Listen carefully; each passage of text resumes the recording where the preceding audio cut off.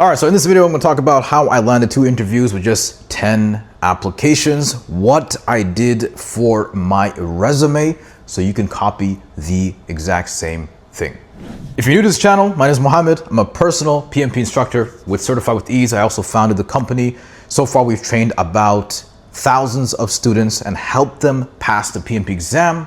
We currently have more than 800 students enrolled in our program. If you're looking to get certified in just 30 days with 30 minutes a day to give you that competitive advantage, make sure you book that appointment with our program advisor, Shubs, who actually got certified using our program in just 12 hours. All right? Okay, so let's talk about this video today. We're gonna talk about why we actually get PMP certified. Number one is to get those better opportunities. And I think that's something that we all want. We all want to earn money. We all want to earn more, especially in this economy. The thing is, when we get certified and we start applying to jobs, we don't get a call back. No one's ringing up our hotline telling us, hey, listen, we want to hire you because you're PMP certified. Now remember, guys, just because you are certified does not mean you're in the clear. Getting certified is absolutely important. Why? Because you're able to skip the algorithm. When it comes to LinkedIn, when it comes to Indeed, when it comes to Glassdoor, there's an algorithm in the background that eliminates applicants. When they mention PMP as a requirement or even an asset, you best believe that there's an algorithm in the back eliminating applications that don't have those specific requirements. And it makes sense. Why would they look over hundreds and hundreds of resumes? So the first step is to get the basics, get those qualifications, get your PMP, get your Lean Six Sigma Black Belt, get your CISSP. Get those things, put it on your resume, make sure it's there, make sure it's highlighted. And then what do? How do you build a resume so powerful that they keep calling you back? This is exactly what I did, okay? We're not gonna jump through the entire resume, but I want you to include a section called the project portfolio section. Now, before you turn this video off and go watch, cat videos or whatever it may be, because you already know that you have to talk about your projects in your resume, I wanna tell you exactly how you should phrase different things and format it. Now, what is a project portfolio section? Think about it this way. Let's say you're an artist. You want to apply to art school. What are they going to ask you for? They're going to ask you for past artwork that you've completed. When it comes to project management, it is the exact same thing. What past projects have you completed? Tell me in your resume. Now, here's the thing that you have to understand. There's no HR representative, no director, at this stage at least, that's studying every single detail in your resume. Rather, they're skimming across it to see, you know what, this is an applicant we want to know more about. Your project portfolio section needs to be concise, needs to be straight to the point, but needs to offer so much value that they can't say no to it. How do you do that? Okay, you got your portfolio section. This should take a page. The more projects you have, the better. Why? Because people judge based on quantity, not on quality, not immediately, not right away. Remember that, okay? You're gonna have the project title, give it a good title. All right, let's say you're optimizing the hospital space, I don't know, the emergency room, right? Optimizing the ER room at whatever hospital. Objective. Put a metric in the objective, guys. Put a number down.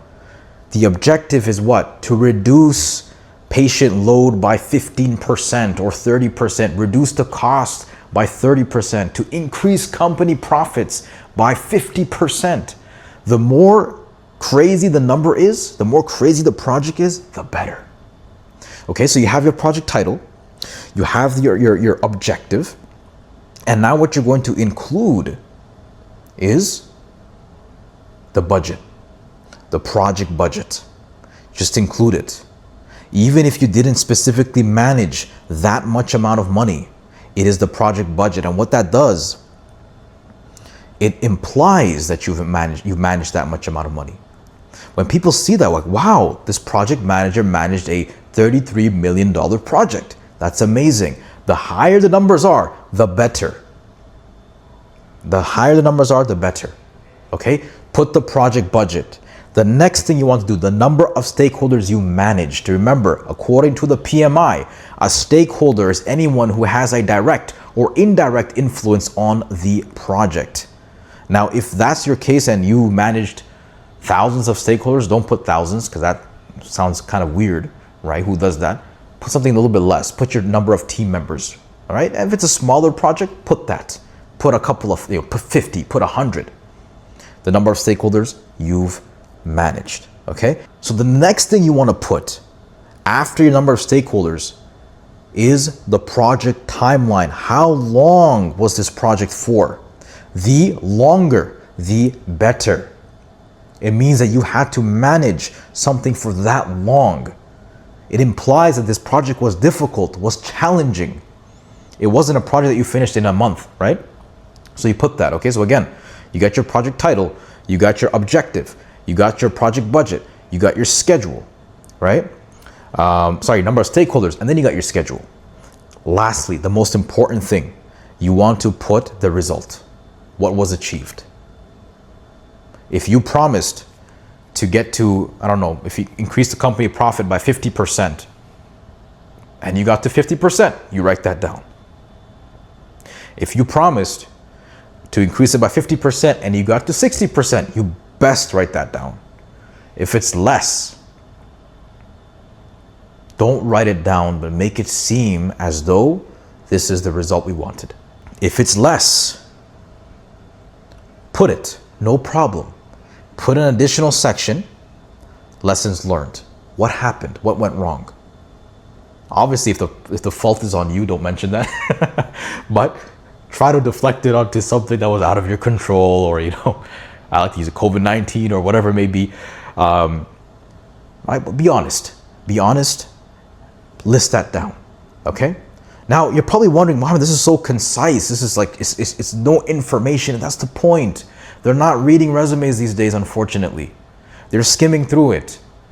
And what you want to focus on is making yourself seem, and I'm sure you are, but you have to increase the perception of professionalism. You have to make it seem at this stage right now that you are capable without putting so much details. And then once you're at the interview stage, they're going to ask you, what about this project? What did you do here?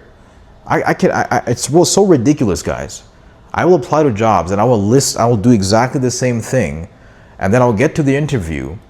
HR, the director, will be clueless. I can tell they haven't looked at my resume. They skimmed through it. That's what you have to understand. Okay? So follow those resume strategies, and your interview request will skyrocket. Remember that the most important thing about getting a job is, or applying to jobs, is being consistent. Don't give up, guys. I know it's hard, but your first step is to become qualified, getting a certificate, so you automatically have a competitive edge over those thousands of people that apply to jobs. Let's say 1,000 people apply to jobs, you might be in the top 100, right? At least 900 applicants are eliminated just because you have a certificate like the PMP, for example. If you're interested in getting certified, make sure to book that appointment. I'll see you guys in the next video. Take care.